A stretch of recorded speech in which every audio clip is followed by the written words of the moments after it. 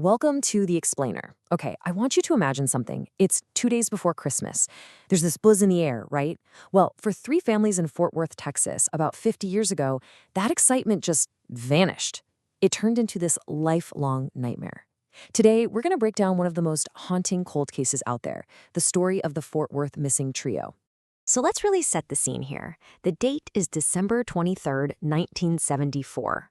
The holidays are in full swing. You can almost smell the Christmas trees and hear the carols.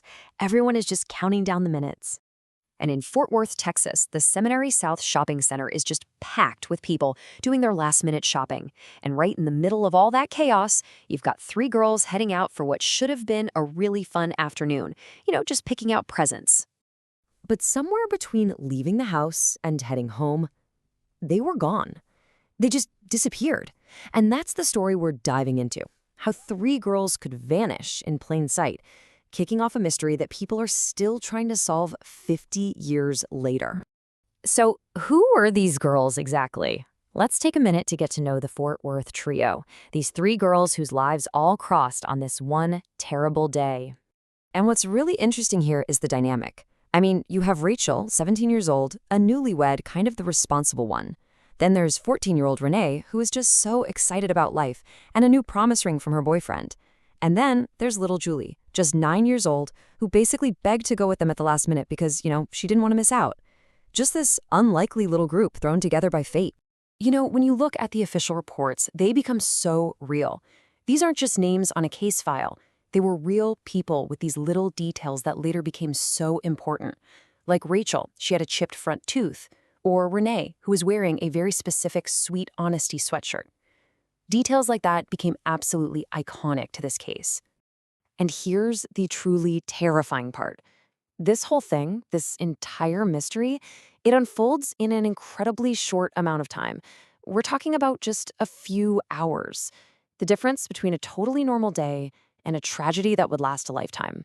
So let's walk through this timeline, because it shows just how fast everything went wrong. They head out around noon, they make a quick stop to pick up some layaway jeans for Renee, and then they get to the mall. But by 4 p.m., Renee is supposed to be home for a party, and she's not. That's when the first little seed of worry starts to grow. And then by 6 p.m., it's full-blown panic. The families find their car, locked, totally empty, in the Sears parking lot. Okay, and this is a huge point that got messed up in the beginning. A lot of the early news stories said the car was full of presents, which would make you think they finished shopping and came back. But that's not true.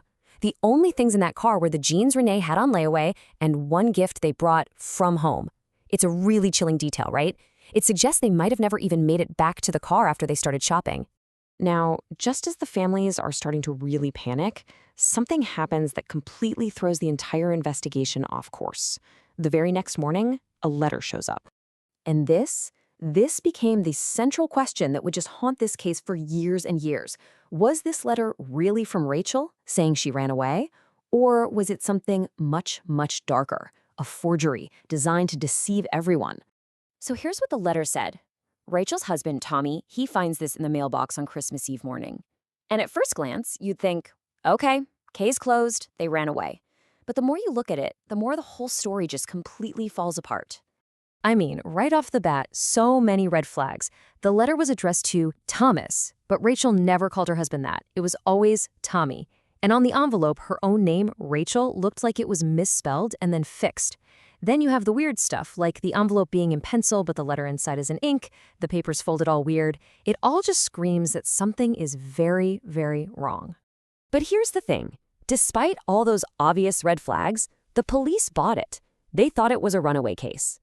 And that one assumption was absolutely catastrophic. It cost them precious, critical time in those first few hours and days when they might have actually found something. So over the decades, the theories have really settled into two main camps. Was it a stranger abduction? Some random person, maybe even someone pretending to be a security guard who saw an opportunity and took it? Or, and this is almost scarier, was it someone they knew? Did they leave the mall willingly with someone they trusted? And then things took a violent turn? And for 50 years, every single lead has just turned into a dead end. There was a private investigator whose files on the case were burned when he died. Multiple people said they saw the girls with a security guard, but that went nowhere. Rachel's own brother has spent his entire life looking for her. And while, suspicion has fallen on people closer to the family from time to time, there's never been a shred of actual evidence. So the big question is, why? After a half-century of searching and wondering, why does this case remain so stubbornly unsolved? What is it about this mystery that just endures? Well, it's really a perfect storm for a cold case. Think about it. First, there was literally zero physical evidence left at the scene. Nothing. Then you had that letter, which was the ultimate misdirection. It sent the police looking in the completely wrong direction while the trail went cold. And now, the biggest enemy is just time. 50 years. Memories fade. People move away or pass on. It just gets harder every single day. And so that's what we're left with. This giant question mark that's been hanging over Fort Worth for 50 years. The leads may have dried up and the witnesses may be gone, but the one thing that never, ever goes away is the hope for an answer. What happened to Rachel, Renee, and Julie?